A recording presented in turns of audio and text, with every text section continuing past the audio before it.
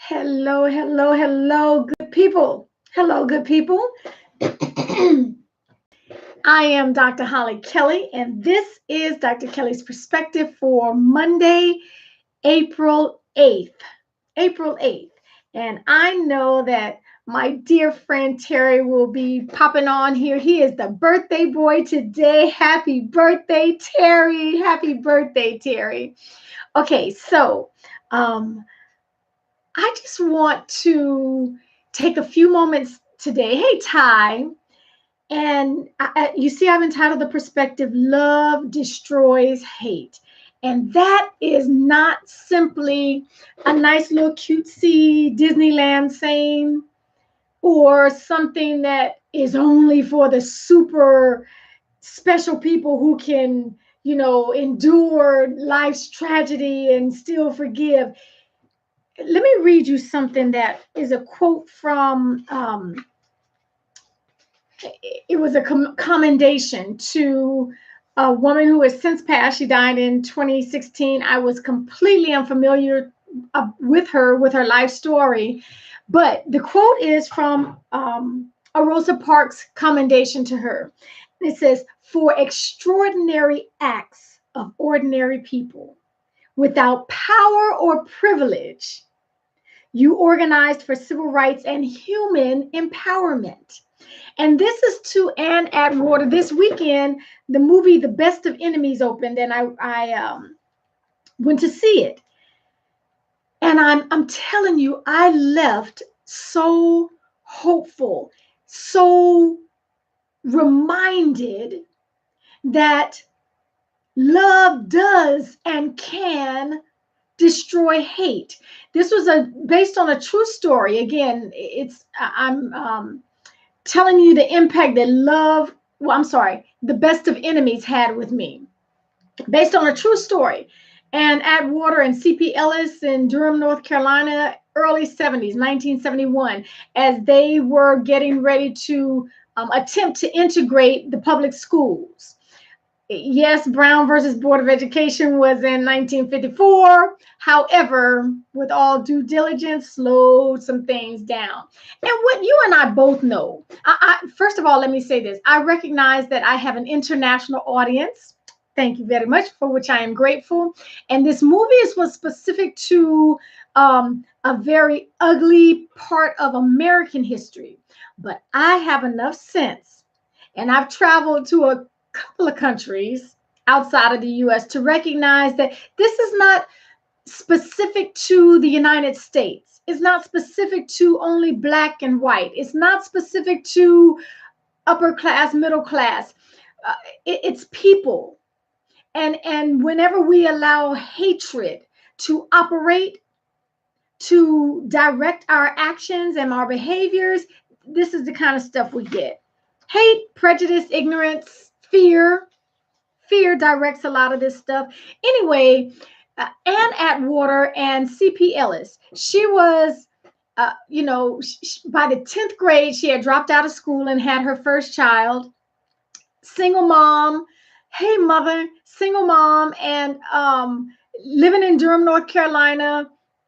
She just became an organizer. She said throughout the movie and throughout her life, because then I went back and pulled as much as I could on Miss Ann Atwater. So she just, one of the gifts that God gave her was to organize people. And so she was a civil rights organizer, a human rights organizer. C.P. Ellis was the head of the KKK, the terrorist organization in Durham, North Carolina. He was the president of the Durham chapter of the KKK. Love. That's the only way to put it. I don't need to try to sugarcoat it, fancy it up, make it more than it was. It was their first meeting to attempt to integrate the public schools. He brought a shotgun, she brought a Bible. I mean, and things started going downhill from there. What I'm telling you is this: I left so hopeful because it was based on a true story. This actually happened where the president of the KKK and a Black woman not only integrated the school, but became lifelong friends to the point where when he died in 2005, she delivered his eulogy. There is a saying, I know Joe Madison says it, I'm sure, I don't know who originated, but it says, what's the difference between a moment and a movement? Sacrifice. And when I was in the movie and watching and experiencing and the rest of the weekend as I thought through the movie, I'm telling you, the best of enemies. Um, if you can, go see that. If not, just take it from me. Google Ann Atwater or Google the best of enemies. A whole lot of stuff will come up. But the fact that they allowed love and the action. See, love is not just this. I say all the time, you can make your mouth say anything. You can make your mouth say anything. Are you willing to sacrifice? Because people sacrifice their incomes. They lost their jobs, their careers, their source of income to take care of their families. They were threatened. Lives were lost in this process. And so the love, the action of love, there was one moment, one action in particular that broke and made him start seeing things differently, and what he had lived with all his life and supported and espoused and believed in no longer fit. It no longer fit with his idea of Black people. And again, this movie is specific to the Black and white racism of Durham, North Carolina in the early 70s, but you can overlay this in a whole lot of situations. What I'm saying to you is that love can and does destroy hate if we're willing to take the time and the energy and make the sacrifices and live into it. They hated each other. They hated each other. Clearly. But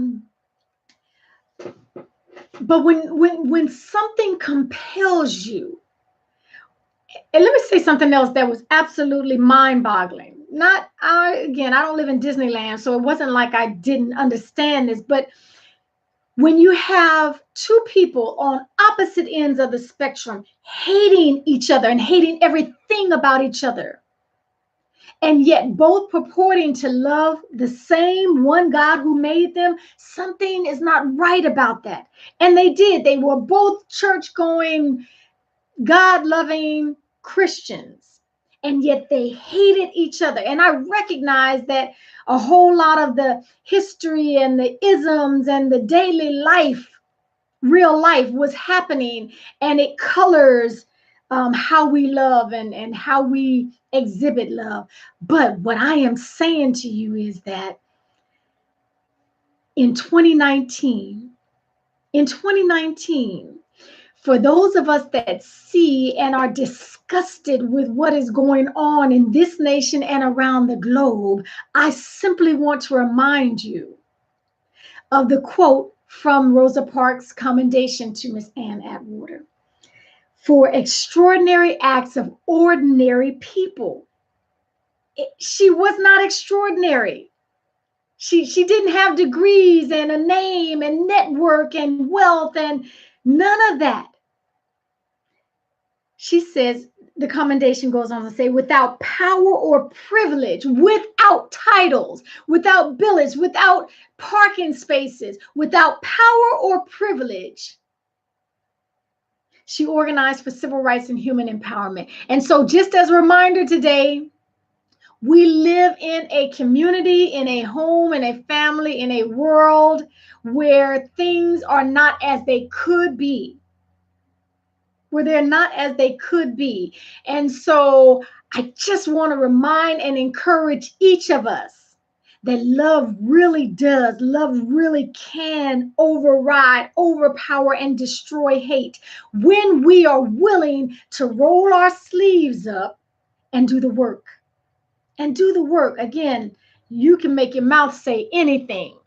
But the best of enemies reminded me that all of us, just good old ordinary people, when we start living out the differences, when we start living into the love that the one God created us, and we're both talking about, we love you and we worship you. When we start living through that, things have to change. They have to change. I am hopeful. I'm hopeful. And so I just wanted to, if you can get to the movie, it just opened this weekend. Do that. But even if you don't, remember, ordinary people without power or privilege can make a difference, can and do and are making a difference every day. I want to be on that side of history. I want to be on that side of history. Until next time, take real good care of yourselves. I will see you Monday through Friday, 7 a.m. Eastern, 4 a.m. Pacific for us early birds. And until next time, take good care of yourselves and each other. What's the difference between a moment and a movement? Sacrifice.